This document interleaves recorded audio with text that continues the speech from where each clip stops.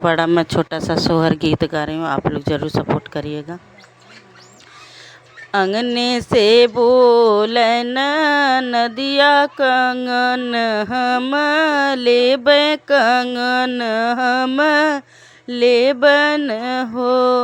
बऊजी तोहर के भइल ललनवा कंगन हम लेबै कंगन हम लेबन हो।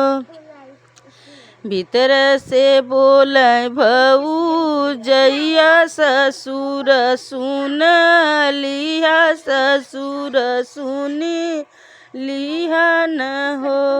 बाबा देई दिहा अपन बयलवा कंगन नाही देबै कंगन नाही देबन हो।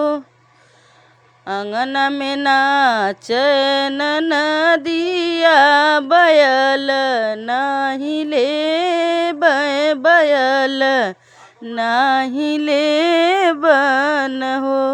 बऊजी लेबै तुहर कंगनवा भतीजवा खेलैब भतीजवा खेलैबन हो। भीतरा से बोले भौजैया त जेठ सुनै बात त सुन जेठ लिहन हो। जेठ देई दिहा अपन ही घोड़वा कंगन नाही देबै कंगन नाही देबन हो। अंगना में नाच नदिया घोड़ा नाही लेबै कि घोड़वा नाही लेबन हो। बऊजी लेबो तुहर कंगनवा भतीजवा खेलैबै भतीजवा खेलैबन हो। भीतर से निकले भौजैया कंगन गई फेंक कंगन गई फेंकिन हो।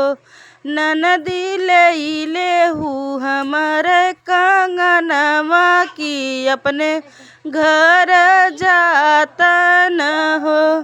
भौजी लेहू हमर कंगनवा की घर अपने जाऊ तू हो। धन्यवाद।